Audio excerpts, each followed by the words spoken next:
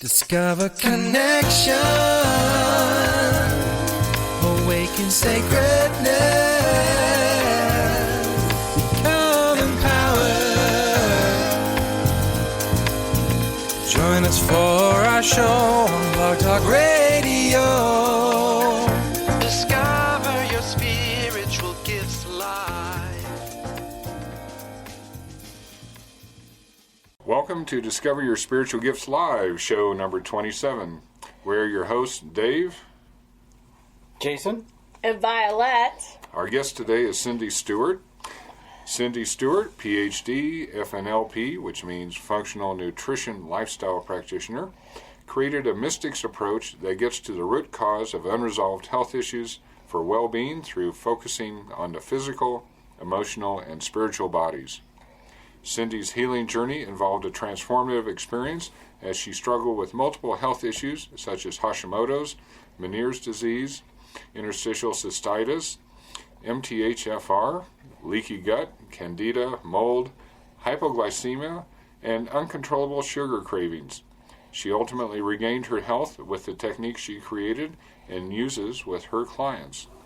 This process is called Nutritional Alchemy, which involves a multidimensional approach of energy intelligence with food as pharmacy, energy technologies, muscle testing, and the Akashic Records for insight on why we are stuck or don't heal. Cyndi holds writing and journaling workshops on transformational soulful practices and training classes on the Akashic Light Grid Healing, and is the creator of Soul Origins Assessment and Program. Welcome, Cyndi. Thank you for being on the show. Thank you so much for having me. I am so glad that you read that introduction. I was thinking that too. There was a slew of terms in there I would have just absolutely butchered. I would have had to have you read your intro, Cyndi. There. I was impressed how well you did through some of those words. I have Hashimoto. Okay. I know what Ménière's is.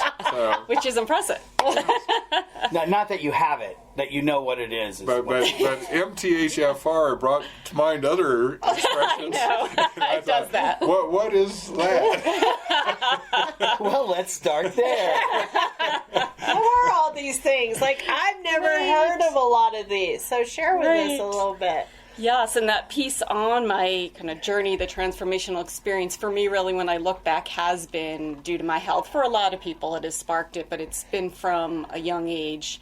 And I'll even go back to, because I think people feel at ease when I share that I was someone that started getting anxiety and panic attacks when I was 5 years old, and that continued for a big part of my life until I really embraced the spiritual journey, that it's so much more than just what was showing up, and really understanding energy and how we're always tapped into other people's energies, and how many times we're feeling anxiety, but it's just because we're an empath or we're real sensitive or whatever is going on. But how do you explain, how do you know that as a 5-year-old?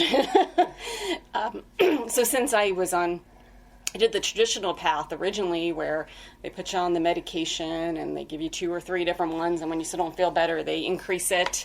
And finally, when you're old enough, you're like, so this is really not working, and this is going the wrong way. Every time I come back, they want to increase my dose. I'm like, I was looking to decrease it and kind of get back to really in touch with what's wrong with me. So, and I share that because so many people struggle with major anxiety and panic attacks, and especially in society nowadays. And not only is it just that piece that when do we start thinking like, wow, is this really me that's feeling this way, or picking up on other stuffs, or what was the last 1,000 thoughts I just had in my mind that maybe led it, or what else maybe physiology is going on in the body that's leading to it. And I found it was all those pieces. So actually getting to the MTHFR, which is pretty complicated in a sense, but has to do with our overall detoxification systems, and there's a lot of training around it, and I got into it because there's some of the doctors are starting to test for it now. It's more in the holistic realm, but if you share with your doctor, they're more aware of it now, and it's a pretty affordable test. But there's different kind of pathways that our body goes, and if some of them are blocked genetically, you have this predisposition to be able to not detox your body well, and then for some people it could lead to health issues, which happen for me, and for some people just anxiety and depression, even on the mental side. So when you start uncovering all the stuff and seeing the picture, it all starts to make sense. But you have to kind of take the 1,000-foot view and kind of look at everything, because I find like you take care of some of the physiology and then there's an emotional piece behind it and you got to clear that, and then there's the spiritual path and you kind of got to go there. So I constantly felt like it was like layer on layer, remove something new comes up. But actually all these health things are interconnected. There's a lot of them. Well, I had a client the other day, and she's lived her life the past 30 years. She is allergic to everything. Yeah. And she lives on chicken, baby food chicken, Wow. And organic applesauce, and she has one other food. And those are only 3 foods she can tolerate, and she said they're trying to get more fat into her, and she said, I can't find any fats that I don't have a severe reaction to. And so it's amazing how far down the road some people go on these sensitivities. Yes, and it's that piece determining too between allergy and sensitivity. I just know for me, a lot of times it's not always translated well. They say it's an allergy, but it's really sensitivity. So that's a big piece, because allergy would be like, need that EpiPen, gotta get to the emergency room way. So it's a big difference. Yeah. But what's tricky with like getting just a little bit off technically on the food test for sensitivities, which we spent quite a bit of training, and I've heard a lot of doctors speak on this, that if you eat some of the similar foods pretty regularly right before you get the food testing, that may show up as a sensitivity. So it could be a little bit misleading. That's what I really like on the food, of adding in the piece of the kinesiology and getting to that piece. But behind the sensitivities, that's a lot of stuff that's going on. Autoimmune's a big piece behind the sensitivities, these detoxification pieces that actually has to process through the liver. Everything has to process through the liver, so a lot of liver clearing.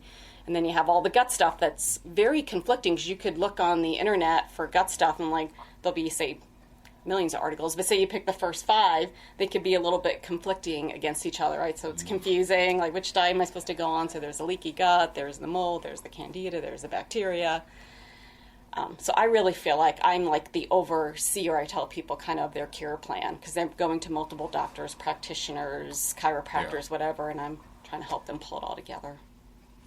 So can we just come straight to you? Yes. Okay, we'll just do that. Sounds a lot easier, doesn't it? Yeah. So how do people get... Oh, no, that's really So is there emotional, mental stuff attached to a lot of this stuff that's really unfolding? Because, I mean, when you look around, I don't know, but I've been really fascinated with the fact on how much depression is part of most people's lives today. And I don't know that it's always been that way. It just feels like it's pretty heavy, especially with kids and teenagers too. You're seeing a lot more suicides and depression and all that. And I'm wondering if it's just the emotional, mental, all that sensitivity, and do our foods play a part of that? Yeah, I think you're hitting it spot on. You think about just how much even our diet has changed when we grew up from our parents, right? We used to eat home-cooked meals and we would get some nutrients in it. The soil has changed over years because we've over-farmed, so it doesn't have the nutrients as much. That's that whole big push, I feel, for organic. It's the best we can get.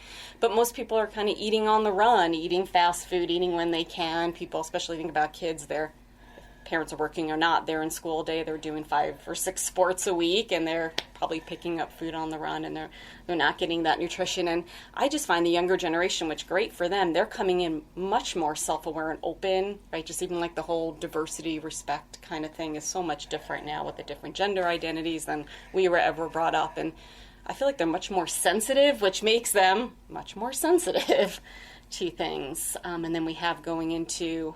we're going into the dimension, and we're going into 5G for our electronics, like all that impact of the EMFs on us and the screen time.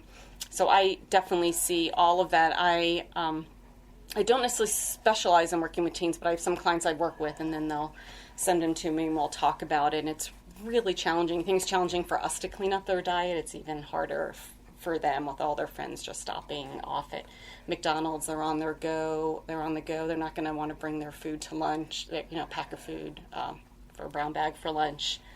Yeah, it's a lot more harder, and they just have a lot more of these emotions. I find them a lot more sensitive, and And maybe, I mean, we probably were too, but maybe we didn't talk about it. Well, taking that to the next phase, because I mean, clearly that's all tied together. Mm-hmm. When you look into the generational piece, right? So there's a whole, like you said, a whole other layer with that. So, how often do you find that it's genetic or generational, or that it's past lives, or what does that look like? Yeah, great question. So on the actual genetic piece, sometimes when they're younger, they haven't done the true genetic testing, like the common ones, the 23andMe. But I think we all know, we're seeing that these emotions are being carried from generation after generation, right? So I think, well, they're just coming in with all that more stuff around there, and we're much more, especially if we work in this work, right? We're much more open. There's a lot more out there that we're aware of. But just overall, the overall stress, wellness, the amount of things just going on their plate, I think it's the whole combination. I think how we feel when we're stressed, it's like, I just know my digestion doesn't work that great. And then I start getting, for me, like many people, I don't feel it in my stomach. I don't get the stomach symptoms. I'll get like sinus, or I'll get headache. That's usually when I feel like, if I get into corn tortillas, which, it's hard to have one or two, right? You get too many of those. Like, those are an all or nothing for me. If I get too many of those, I tend to get this like kind of pain in my sinuses, and I'm like, oh, I had too many corn tortillas. That's where I get the pain. So it's like really learning at the root of it is paying attention to your body and learning like those pieces. So kind of back to when we started with the food piece, and like your client Dave that has so many sensitivities and maybe allergies too. It's really being in tune with your body and getting used to. And I even teach my clients just how to, some of you may do that, right? Just like hold the food like against your body a little bit and see how it feels for you. Like if you're like, ugh, like don't eat it. But if it's like, okay, I could digest that now, that's good. And it could change days, weeks, because you've all this other stuff going on in your environment that can make it change. I also carry, I don't have it with me, a little laser that does at least help clear some of the food vibration around it. That's, especially when I eat out, that helps with that too. So if we all carried one of those, that could be helpful as well, right? We do our best. I know a lot of us send positive intentions or maybe bless it, but this actual laser is raising the vibration. So the best we can do around that is great too. Well, Tom, my husband, believes that women, as they get older, have these major shifts in what they eat, because he said his mother, he's watched both of his wives. Like, I would prefer to have a salad for dinner over everything. You know, I would rather have that than a heavy steak or a heavy meal. I really like salad with a little bit of protein for dinner. I enjoy that. I just don't have time to make it, right? And that's the challenge all of us have. But he'll say, well, what about this? And pasta, I'm seeing myself go, I really don't want pasta. I really don't want that heavy stuff. I really want salad and greens and veggies and a little bit of protein, and he still wants the steak. He would eat steak and potatoes every night. Every night. You give him a good steak and potato. I will swap with you any day. I've had Tom's steaks. They are worth driving over there for. He loves cooking them for people. But do you find that women and men are different in their nutrition, and there's a shift as they get older? That, I mean, I know. I mean, I understand not having time. And so you look at all the restaurants you're going to pass on your way. And there's really nothing you can drive through to get anything that's healthy, right? It's harder. Yeah, and food, you eat it because you're hungry and you got to have something. And then 30 minutes later, you're like, oh, why did I eat that? I think I would have rather been hungry. You know? It's like, just terrible. I have a brick now in my stomach. That's awesome. Thank you. Like 8 hours to digest, and it's 8 o'clock, and you got to go to bed. So. It's just horrible. And Tom laughs at me because I'll get home like really late, and he's like, what would you like? And I go, just a little watermelon. He goes, watermelon? I go, that's really all I want. Just a little something refreshing, not super feeling, and just go to bed. I don't want it. Eat. Tom, just do what she tells you. That's about, you get it out, you cut a couple of slices, dinner is done. That's easy. Go for it. It's like, that's all I want. And he's like, okay. I don't know. I'm just think that's noticing great. major shifts for me and food. Yes. And what I really, really want. Does that mean that's awesome. what I eat all the time? No. But that's really what I want and my body wants. Like, I'm noticing. Yes. That's what it's most happy with. And if Yeah. I try other things, it's like, oof, Yeah. I wish I hadn't done that. Right. Well, first of all, it's great that you're noticing, because sometimes for some people that's a big piece of it, is just getting connected to that, because we're so accustomed to what do I crave, right, as opposed to, because that's kind of how we're taught how to eat. Like, I know you love my pot pie, or I know you love my donuts, or so we're kind of taught that, like, love is through food. But, true self-love to me is through feeding it what it wants. So that's great that you're doing it, but then it's like you just mentioned all the other challenges that come up against it. And so I would say a couple of things to what you said. I definitely do see, like, we go through phases, men and women, they're differently, but it's like we kind of the way, like, we're up leveling too when we do this work. So I definitely see a lot more people that are, once they're getting more in touch with these other sides, like the food is more for energy and fulfillment on a different level, as opposed to fulfillment because I'm wiped out or I'm disappointed or frustrated. Right? That kind of fulfillment changes. So it's like a salad is more about that kind of high vibrational energy versus maybe, stopping at a McDonald's and having a burger late. That's more like, oh, I'm wiped out from frustrations or other stuff. So getting in tune with that. Women, it depends, I would say, seeing like kind of how their shift changes. But I definitely find in this work, I call it, it's like it's an up-leveling that kind of happens as you get more and more spiritual. It's like your physical body wants to like go along with that path. So I would think that's definitely great. You can go with that. And it's interesting about, so many people talk to me about this scenario of the family dynamics around food and how that changes. This one person wants to change something different and the others don't. That's a big piece, right? Because we find, again, food and love, and we have this connection around the table. We always did. And so if one's like, and even one wants to say, I'm the vegan outside of the group, like all these dynamics start changing. And one's like, I don't want to drink alcohol anymore. All that stuff starts to come up. I just think it's a really good place to have a good family discussion, as I've had definitely my journey, and I had to just say this. I know you guys like this food, but this is not working for me due to all the things that Dave pronounced so well. I couldn't do that anymore. And then over time, people started like, well, what are you making? Or what are you buying? And they started, so now my husband mostly eats like me, which is great. My daughters are 22. They're not totally interested, but they like the way I make vegetables, so that's good. Well, I love on your Facebook page because you'll find cool stuff at the grocery store, Right. and you post out there, try this! This is really good! And I love that you're sharing with your audience, your tribe, hey, I found this really cool thing at the store, try it, it's really good, because there's a lot of stuff out there that talks about low fat, low sugar, whatever that is. And it's not, when you really look at the ingredients, there's a lot more going on in it. And, I've been one of those that have watched the videos, the movies on sugar and the addiction to it, and how we've started putting sugar in everything, and how we've increased our sugar intake, because everything has sugar in it on some level to sweeten it, because it didn't have any taste to it, which I think is really sad that we're doing that. And that's a battle if you're trying to cut out the sugar, because it's in almost everything that you touch or look at. You honestly expect to see a box like frosted kale flakes. You would have to frost those. I know. It's a love-hate good on ya. relationship with Good kale. on There's, Absolutely. that is one of those foods that's a bipartisan food. You either really like it or you don't. You're right about that. Yeah, Have you had baked kale chips? There's nothing about kale and I that do well unless it is buried in something else, like sugar. Frosted kale. I'm like you though. Really good kale. Like I've seen it with a little bit of Parmesan or different stuff on it. It's really good. And Yeah, a lot of cheese. Buried under something else. That's exactly what we're talking about. And elbow macaroni.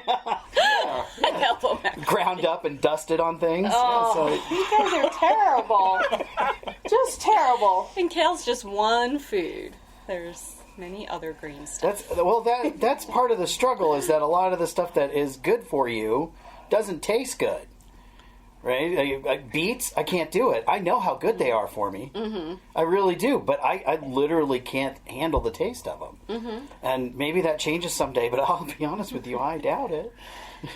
And there might just be some vegetables for everyone that just don't really like. But I still feel one of my friends said to me, she's like, these aren't your mother's vegetables or your grandmother's vegetables. Like we don't just like boil things anymore. Like now we're bringing back how do you have flavor. And I have some friends that are born in other countries in Europe. They put so much time and attention to the ingredients, and they make their vegetables taste so good. So we're starting to get a little bit better. Actually, just posted on Facebook, they have a new kind of focused degree called culinary medicine, and its doctors are going to culinary school and learning how to combine all that, because we need taste. As you said, Vialet, we went to sugar and salt and table salt, which is totally different. I'll just put a plug in for table salt from like pink Himalayan salt or sea salt that has minerals. If you could do one thing for yourself, no more table salt ever, and just buy, if you have to carry it with you, at least to get your minerals through the pink Himalayan salt. I really like the best, or sea salt. That's a simple, easy one. And I never use salt because it was all, we were like, you're going to have high blood pressure. But now I know it has all this minerals, and we're depleted in minerals, and that causes a lot of our health problems and our cravings. Now I use salt in everything, and I love it. My blood pressure is good. And well, that was one of those, medicine, keeps going back and forth on their pendulum, and salt was for a while no salt, and then they came back and said table salt. Well, they said any salt is bad back for then. you. You're right initially. And then they came out and they said salt is only bad for people who have a sensitivity to salt. Yeah, true. Which is a small percentage of people, and true. So all the people did the salt-free Atkins, products and all that. It's like, well, okay, so fib 2 again. Another one is eggs are bad for you because you get cholesterol. And then, the cholesterol in the yolk is so bound up, and most of the cholesterol in your body is manufactured by your body. It's not dietary. So, oops, now we're going back to this one. Right. And it just, yes. The pendulum keeps swinging, but I still look at the comments on the food pyramid, and I agree with that one where, when they changed the food pyramid and they said the base is grains, and you look at that and you just say, they're we're going to the feedlot for people. They're go fatten us up. Right. And so the grains and carbs were the major base of that food pyramid, and it's like, this is a disaster. Yes. Yeah, I can't even believe we were convinced for so long. I don't know if you've heard, and I won't get off on the political thing, but there's a lot, of course, no surprise, involved in our food supply and our medications and all that. But there was a study that was paid for right before the whole fat-free movement, or you probably heard about doctors to do research, and they were like, do we go fat-free or sugar-free? And they decided to go they paid them to write that this is the healthiest diet and to go fat-free, and that's when all that went kind of berserk and crazy. So now that functional medicine, functional nutrition is really getting strong. And I might have heard Dr. Mark Hyman, he kind of he does lead the institute, and he's leading this movement, but now so much more individuals, doctors, practitioners are getting educated on this piece that you're talking about. Yeah. Well, one of the things that is remarkable to me is, when I read some of the early books, I think it was on Barry Sears and the Zone Diet, and he said, there's 3 basic groups, and you have to kind of figure out what your sensitivity to the ratio is. But he said, here's a real basic question, what are the 3 food groups? We have fats, we have protein, and we have sugar. And he said, if you had to pick one to live on because you were on a desert island, which one would you pick? And he said, it's fat. And he said, think about this. And this really surprised me. He said, when's the last time you ever saw an orange tree in Alaska? Okay, so why don't the natives up there have all these vitamin deficiency things? It's because they eat raw blubber, and the raw blubber has all the vitamins. When you cook the fish, you lose them. And they said, if you ever are on a desert island and you're eating fish, you got to eat it raw. If you cook that fish on the beach, you're going to end up with vitamin deficiencies.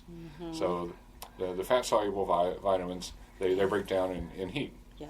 So, here we have all the Alaskans, the Eskimos, and all surviving eating blubber, and, they're doing no fine heart with disease. It. No heart disease. Yeah, they've tested it. I don't think I can eat raw fish. Or blubber. I'm just putting it out there. But you'll put kale in your mouth. Don't know that I Could you can't do sushi or Could you eat blubber buried in something else? She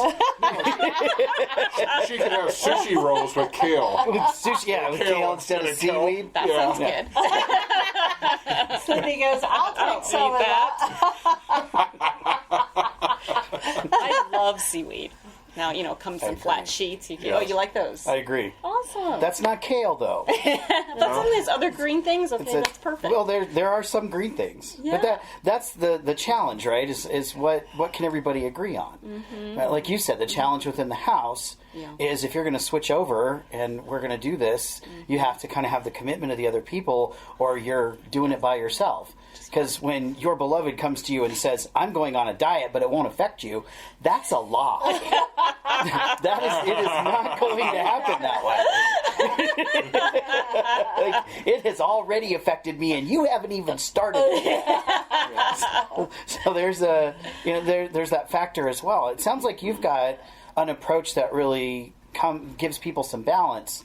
Yes. And not trying like the all-in, change everything all at once. Yes. Let's take a look at what can really help you, and let's start there. Yeah, you're hitting exactly on the head. I find, if you compare food to me is like everything in life or other habit changes, I find very few people do good with the all or nothing kind of approach to many things in our life, right? And we end up going back to the old way because we haven't really changed the behavior, or it hasn't connected with us, or whatever it may be. So I definitely do find, like I always say with people, like, what are you willing to do? And let's kind of narrow it down to the top kind of things that are really going to work well for you so you can feel a difference in the first 2 to 3 days. And let's make that, and I call it boundaries, like as opposed to can't do this or can't do that. It's your boundaries. It's kind of like when you, like for instance, you said you ate kale. I mean, you don't have a problem telling anyone you hate kale, right? Like there's no issue. If someone tries to force it on your Christmas party, you really don't care. You hate kale.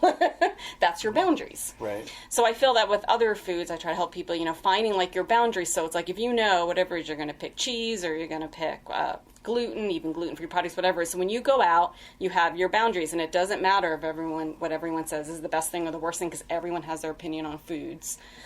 These are my boundaries. These are the things that I'm noticing that make me feel better when I don't eat them, and that's but I'll eat all these other things. So you don't have to feel like totally like you can't enjoy anything when you go out. And we start with that, and when you have those down, then we start looking at others. But I also test it on the body, which is key, because I find if you see how your body reacts when you do kinesiology, then you're like, okay, this really is a problem. So that's another good place to check. But even if without kinesiology, you just pull a food out for a few days, say it's cheese, you love cheese, you take it out 3 days and you add it back in, you're going to see the difference of how your body reacts, if it's okay or it's not. One of the things that people don't always connect is joints and muscles stuff, or really arthritis, or just even like, I don't have arthritis, but I notice like my fingers if I take foods out and then I eat something and I'm kind of reacted to, my fingers get bloated and stuff and my rings don't fit. It's not just from salt. So I notice like joint stuff is a good place that a lot of people are like, oh, I didn't even make that connection to food. And it's like, okay, now you see the impact of food on your body pretty quickly. So that's kind of an easy one to start with, like noticing some of the things in the body and what's different. But you can't notice it unless you pull it out for a few days. It's really hard. What would you equate things like your fingers getting larger, your hands swelling a little bit? Would you say that's the same as an inflammation response? Yeah, exactly. Okay. Right. And that's really overall, all diseases, inflammation in the body. Yeah. Well, I like willingness. What are you willing to do? So, we're trying to, Tom and I are looking at our weight and what can we do. And his brothers called him twice this week to tell him, because he got to see him last week, on how much weight he's gained and he needs to do this. And I said, I appreciate that people want to do that, but that's not how you encourage people. They have to come to that conclusion themselves and be willing to set their boundaries and want to do it themselves. People beating people up about weight does not help the process. All it does is make you feel bad. And I watch or people push back. Right? Yeah. And I watch people do that to my mother, and she just ate more, right? Because that's our reaction back to that is to go eat more food. That's not how you do that. That person has to come to that. But, I like finding where people's boundaries are and helping them within those boundaries. I think that's the only way to do that. So. Well, speaking of boundaries, we're going to set a boundary here and take a little break. Stay tuned. We'll be right back with Cyndi Stewart. Hi, I'm Violet Rain, Master Teacher of the Akashic Records series of classes here at Discover Your Spiritual Gifts. If you've been interested in the Akashic Records are the life book or the etheric records of everything that we've ever thought, spoken, done, all of our contracts, relationships since we left Source. It is a valuable resource of information that people are able to tap into to get clarity, to get guidance, just to find out why things are the way they are in their life. The Akashic really helps us do that. This is a great series of classes if you're already getting intuitive information, meaning you're either getting visuals or you're hearing things or you just know things or you feel things. This is a great class to step into to amplify the information that you're receiving from a higher level of source versus just your intuition. If you'd like to find out more about my series of classes for the Akashic Records, please check out on our website under classes and look for Akashic Record Certification. I hope to see you in class, or I hope to see you at the center here at Discover Your Spiritual Gifts. Have a great day and thanks for listening. Well, we're back with Cyndi Stewart, and we're talking about nutrition and how it affects your health in so many different areas. And we were talking previously about what happens when you try to encourage somebody who has an obvious weight issue, and why that doesn't work very well. So let's continue with that. Mm-hmm. One of the things that I find which is definitely 100%, I say 200% more effective if you want to really, like, you're seeing someone that's struggling with their health, or maybe they've made some comments about their weight, whatever they may be. I find people overall are more motivated on getting healthy, using that word, right? Or well-being, we use, or wellful is my word, as opposed to weight loss, right? Because to me, weight loss feels very temporary, and, people say, like, what you lose, you'll find again, right? So you kind of got to be careful with your words. We want to go with weight redistribution. Right, exactly. I just want it somewhere else. I don't want to lose it. Exactly. Just relocate it. Relocation program like that. That's really good, actually. Permanent relocation. There you go. But with the with the perspective of focusing more and just wanting to feel healthy, like get upright and feel better on every level, physical, emotional, spiritual. Obviously, the better we feel, better we can connect more and continue more and have a higher vibration and do more in our lives. So that's definitely more of an interest for most people, I find, than just, the weight's just so old. Like, everyone's, like, so tired of it. Like, do we need another weight loss book? Good grief, no. Like, and there's so many different ways, and I really do believe so few things. One is by introducing foods that taste good is really important, I find, because people be more willing, just pick on kale for a second, to eat possibly them. Yes. Right, and that's exactly what it is. So, like, learning, even if it's just one, like, if you love broccoli, whatever, you love seaweed, finding a recipe. Luckily everything's on the internet now, just even one that you like, your go-to. Like, I really like cauliflower and broccoli, so I make most of my recipes with that, and it's so fun nowadays, in a sense, if you could kind of get in the Zen moment with it. If you have time on a Saturday or Sunday, maybe, or a day that you're off, whatever day it is, to find a neat recipe. Like, for instance, like, one of my favorite recipes is using cauliflower as that macaroni and cheese supplement. I don't use cheese, I use nutritional yeast and cashew butter, and I play around with it a little bit, kind of feel like get your little alchemist feeling going in the kitchen, throw this and throw that in, get your inner alchemy coming out, and all of a sudden it's like, wow, this, I know it's not macaroni and cheese, but it tastes good. It tastes really good. I feel satisfied, and I'm looking forward to eating again tomorrow. So I'm just starting with one plate, like bringing in foods that taste good, that you'll connect with, as opposed to, we call, like, crowding in, will help you feel more fulfilled with that. I think that's a big piece. And the other piece is, like, this isn't basic health coaching, nutrition school, and you once went to that, one person's health food is another person's poison, they call it. So it's very individualized in getting to that piece. Yes. Regardless if it truly is poison or just a taste of poison or a thought of poison, whatever that is. So some person's body may not do well, say, on kale, and it is true, some people don't do well on kale. and where someone may do very well on beets or whatever. So finding which foods really work for you and your body. And sometimes we overly crave the foods that aren't certainly healthy for us. So we almost have what ends up happening to some people. If you take out some of those foods you crave, it's like you are getting this kind of like, it's almost like a cocaine hit. Like it gives you a hit of the foods that, I was getting to, like you could have a reaction in your body to the foods you crave. Missed that part, sorry. So if you're getting, like, say you have a reaction in your body to cheese, it causes inflammation, and every time you get it, you kind of get like a hit, like a histamine hit from the cheese. So sometimes if people take it out, they're like, they may feel better inflammation, but they kind of feel off because they're not getting that hit they were getting. Sugar's real common with that. So sometimes it takes a few days to kind of work through that. And then behind that, many times you might see, some kind of nutrition deficiency that's really going to help get through it. Magnesium's a great one, just very basic, but it helps with some of those food cravings. There could be an adrenal issue in there. I have some other things that I recommend, chromium or ALA, that really helps get past that food craving piece really well, because it's a little bit of we are, in a sense, literally addicted to it. Our body's like getting a hit from it. And interesting, we just like the taste of it. And then overall, once we get those foods out, our taste buds do start to change. We may never love certain foods. Some people may never love kale, but over time, just introducing more of those foods that taste good, our taste buds do start to change.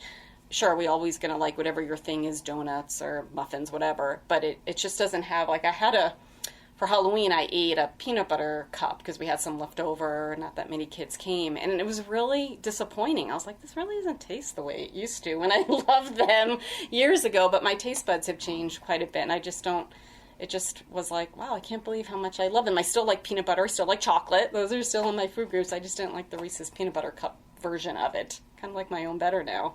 Well, I've gotten used to it. I'm scared to go down that road. Well, and that's part of it, it's right? Interesting. Is that yeah, you bring up a good point. You're so attached to those things, and there's a comfort to it. There is.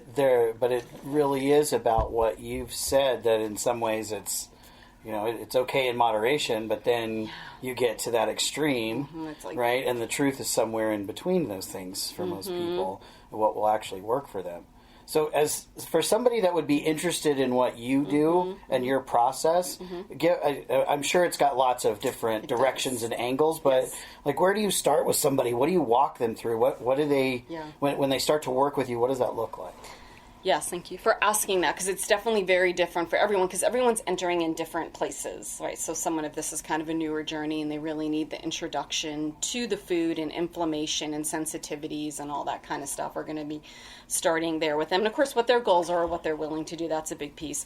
But I do get a lot of people that have been to many practitioners, and I call it like, just, why are we not healing, or why do we have these ongoing unresolved health issues? So they're coming sometimes with just files of stuff from 10 or different doctors and tests that they had, right? And they're still just like, can't get it together.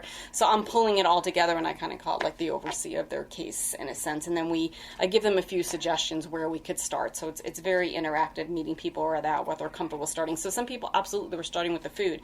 Some people, we don't start with the food. They have all this other stuff going on. It could be bringing in supplementation. It could be, I work with energy technology. I have a few different machines.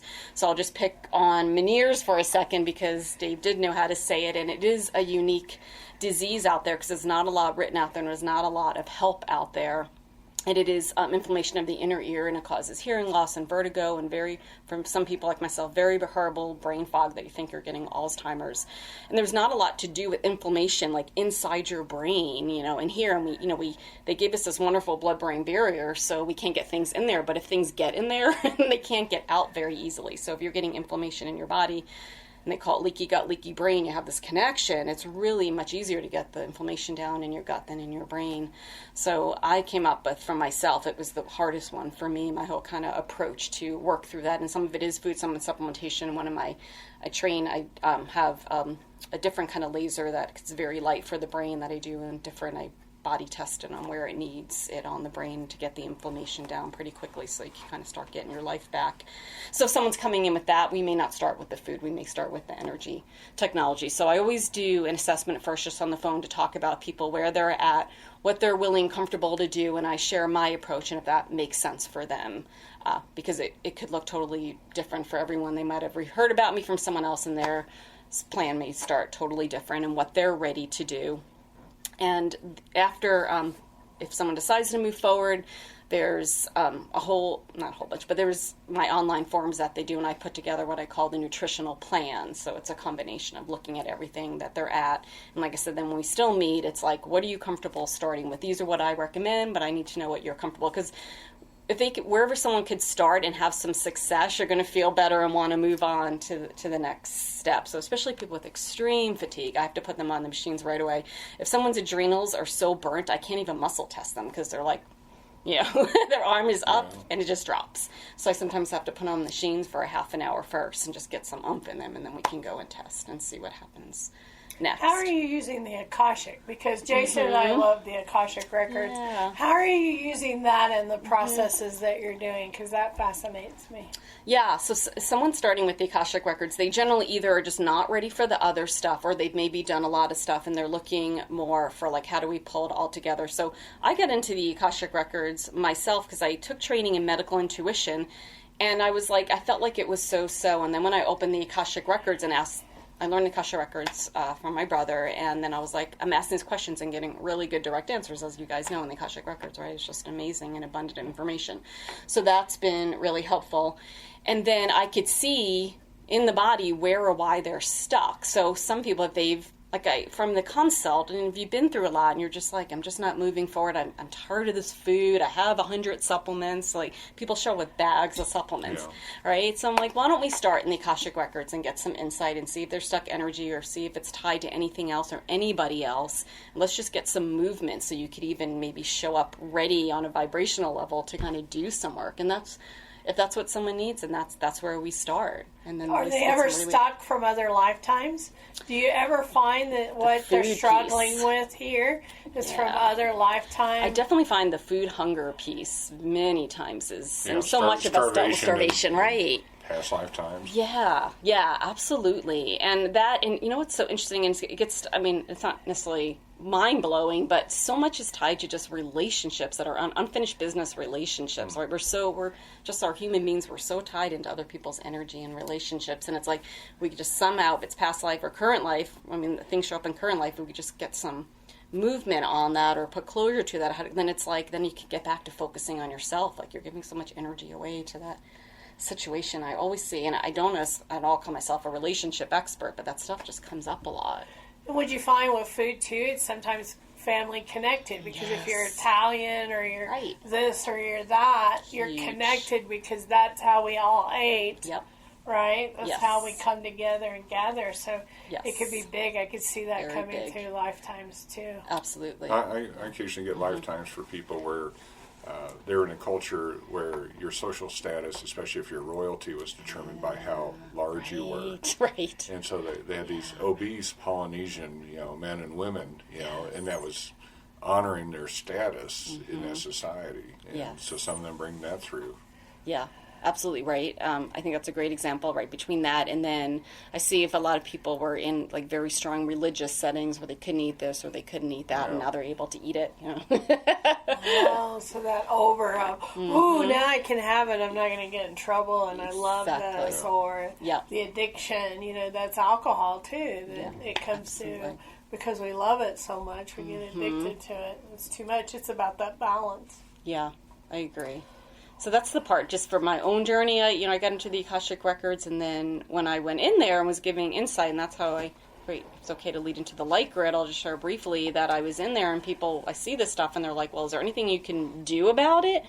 And I remember initially, and I was trained in Reiki, and I was like, well, I'm sure there's something I could do about it. I'm not exactly sure. And I asked the Akashic Masters, and they started showing me these different symbols and stuff. And I was very honest with the first people I tried it with. I was like, this is what I'm getting. Let's give it a try, and you tell me if this works. And they're like, yeah, I felt something. That feels good. So just kept asking more questions in the records about it, and eventually built on that. So I had a mechanism or modality, something to do when I was in the records, when I saw this stuff, as opposed to give information, because it's such an abundance of information, but also could be overwhelming, information overload, and you see the stuck energy, right? How do we get rid of it to at least lighten it up? So I was wondering if you're seeing a symbol where you see French fries and it has a red circle with a slash across it. Yeah, with kale wrapped around it. I'm having a little trouble interpreting that symbol. Could you guys give me more information? That sounds like blasphemy to me. I'm sure that I was choked to death with kale and beets in a past life. me just sitting here, that's what I'm getting. You're beaten to death with kale plants. That's it. Dave, you are so good at your job. If you need a clearing, Dave is available sometime in March. Yeah, because Or those people in saunas who are beating themselves with kale plants. Flogged with vegetables I hate. This is the only way I can get these nutrients. This is it. Hot and sweaty and beaten with kale. Wow. oh, y'all are bad. You're bad. Well, I know when we step onto our spiritual path and our journey that everything is affected, including food and nutrition. And that's really why I wanted Cyndi to come on and talk about that, because we get really sensitive, not only to energies and lights and crowds, but food. Food becomes really important as we start. And when we can get our food, the clearer we are, the easier it is to connect, the better we feel. It brings all that back to play. So it's really, really important. So I really wanted to be able to talk to you, because anybody that comes in and says they're having problems with food, I go, Cyndi Stewart. Call her. Find her. I think it's really, really important for people to kind of connect in. So how do people find you? How can we connect in with you and what you do and what you have? What's the easiest way? My company's Root Cause Health Solutions, and that's my website, www.rootcausehealthsolutions. So that's an easy way, and you could either just go in and sign up to get on my newsletter, or go in and look at all the other stuff I do. I, of course, offer free consults, and actually I won't even start working with someone unless we have a free consult, because it's just really important for us to understand what someone's looking to achieve, their goals, and that, keep going back to that willingness, what they're willing to do, because that has to align. And if they're not ready, that's totally okay. We keep in touch, we have a good conversation, and then at some point that could change, and then we get back together. So that's a big piece. If you don't want to do the website, on Facebook, I'm Cyndi, CYNDI-P Stewart, P as in Paul, and then Stewart is STEWART. As Violet mentioned, I post a lot of stuff just on my regular Facebook page around food ideas, and getting so much better and easier with accessibility to healthy foods to travel with you and have snacks with you now. So I like to always share when I find some new neat stuff, and I taste them first, so I don't share anything that I don't. Not that everyone would agree with me because I've had kale in it, but say for the kale lovers, I found this great one. And then my Facebook group is called Root Cause Recipes, Writing, and Transformational Practices, and that's where I post all my recipes. I'm not at all a chef by any means, so I keep everything to the least amount. I only post things if they're easy to make and have like 5 to 7 ingredients. So that's what a lot of people like too. I'm very simple, but to make it taste good. It may take an hour to cook it after you make it, but I like simple, quick, and something that you could have for a few days. Maybe freeze it if it's a soup or something. And I mostly post, I find like people are pretty comfortable making a piece of chicken or fish or something. Like, I think the things that are harder to make are vegetables, how to make them taste good. So I mostly post that. So I call it like a paleo vegan. I'm not a vegan. I do follow primarily a more paleo lifestyle. But vegetables are the most difficult, I find. So I post those the most, and then I post desserts because everyone loves desserts, and there's a lot of neat ways you can make them healthy without all the sugar and all the ingredients that we can't pronounce that we probably should not be ingesting. So how to have that. And then the things I make then, like you could have them for breakfast or for snack or any time during the day because they're interchangeable healthy foods with the healthy fats in it, and almond flour or cassava flour, so interchangeable. I love that. And you're planning on teaching a class in February, so. Yes, here at Discover, February 15th on a Saturday from 10. And that one's really going to get to, like, you know, that piece that I go, like, why people don't heal. So we'll talk a little bit introduction about, like, the main things that I see why people get stuck in their healing journey. And then everyone will get, like, a quick muscle testing for their priority of what they need to work on. And when I do muscle testing, I'm looking at not only priority, but looking at, is it physiology, nutritional, emotional, or spiritual, so they'll get that priority. So everyone will get that'd one. Be awesome. Yeah. Awesome. And we were talking a little bit about possibly having Cyndi come back and teach to our Kaushik students, Jason and I, her Akashic Light Grid, which I think they would love to learn another aspect of. So anyone wonderful. that's taken an Akashic class from Jason and I, would have the basics of how to connect into their records could then access a little bit more information in a different way. So I love that. I think that would be awesome. So Yes, that'll be great. very cool. Well, Yes. thanks so much for coming today. This has Thank been you. awesome. Yes, enjoyed it. Enjoyed talking Yeah, to I'm fine with this as long as nothing includes lima beans. Okay, so you're a lima bean. You're a kale and beets. I'd agree with beets. Okay. So many times as a kid, growing up in the early 60s, parents at kids' things, they'd have beets out. And Right. every time I saw them, I thought, oh, this is great. Spiced apple rings, those nice red ones. Well, wait a second. There's not a hole in the middle. They're conning us. These are beets. Suspicious. These are beets. Get them out of here. It's like liver. Why am I eating something that processes other things? Right. That can't be good for you. Yeah, you And then can't and then I love Yeah. seafood, so I love the crustaceans, right? But I won't eat catfish. That's a bottom feeder. That is Yeah. a lot of Right? That's basically That a is a good swimming point. liver. But so are crabs and lobsters, and they actually taste good. It's very confusing. Is it okay if they're brined in salt water? perfect. Nothing's going to make it better for a beet. Not salt water, not sugar, nothing. But So, you guys may laugh. I actually made a beet burger. I'm sorry. On purpose? Yes, No, yes. that's what you do after you try it. You beat it. Bam, bam, bam, boom. I cut it in the shape like a beet and then put it on the grill with some seasoning, and it actually was quite yummy. Okay. Yes, it's the seasoning. I would be willing to try it multiple ways. A very small bite. Yes. Very small We ought to bite. have a Saturday tasting party here for these alternatives. Yeah, I that's think fun. And that we would can be come in and awesome. say, It's fun. kale!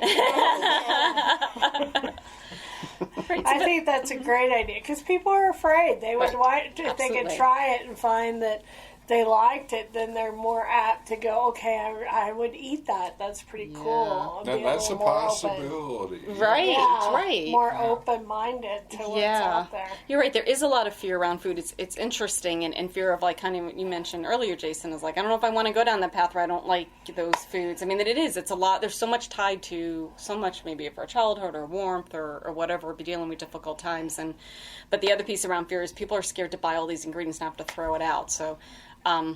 That's why I say start small, so you don't feel like because you may make things that don't taste good and you do have to throw them out. So I was like, start with small batches.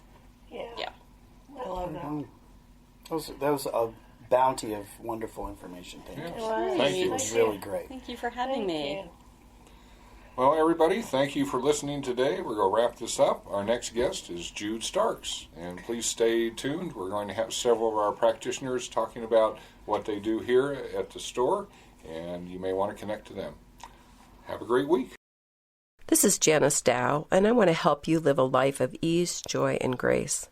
I help people who want more happiness, may be feeling stuck or burdened, may want more energy, or want to take control of the mental chatter in their mind.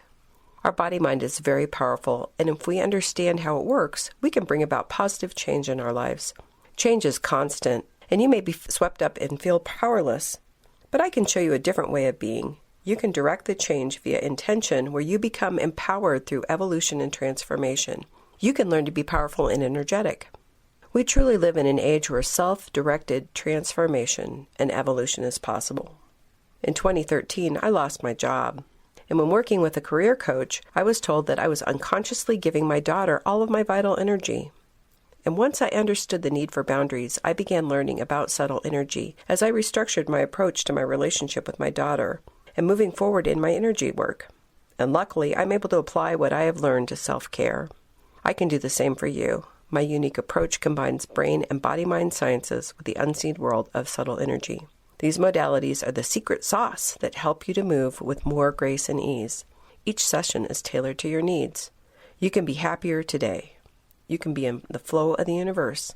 You can quiet the chatter in your mind. You can do it, and we'll have fun. I'm at Discover Your Spiritual Gift Center on Tuesdays. Hi, I'm Nikki Melton. I am the Center Manager and Marketing Manager here at Discover Your Spiritual Gifts. I'm here 2 days a week on Mondays and Fridays, marketing this beautiful center and making sure that the center is up to standard for all you lovely guests who will hopefully come and visit us soon. I also own a content marketing agency, so I'm a teacher here in the space because I have a real passion for helping the spiritual business owners in this community learn how to brand and market their businesses. So I run a business class series every year on branding and marketing and social media classes, as well as a full strategy workshop towards the end of the year to help you get your business in line for the upcoming year. And that is what I do here at Discover Your Spiritual Gifts. Hi, this is Dave Barnett, better known as Dave the Mystic. I am a long-term aerospace engineer, but back in 1983, I had some events in my life that forced me to reconsider how reality works. I became involved in healing, channeling, meditation, and developing my psychic gifts. Over the years, I continued to work with these, and I had a wonderful opportunity in 2003 to take 4 years and really delve into all forms of healing, and along the way, other gifts showed up. I am now working at the center full-time, and I'm happy to offer work with past lives, with working with subconscious core beliefs.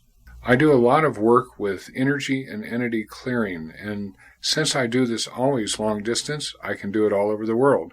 I also work with karma burning and with soul retrieval and soul splinter return.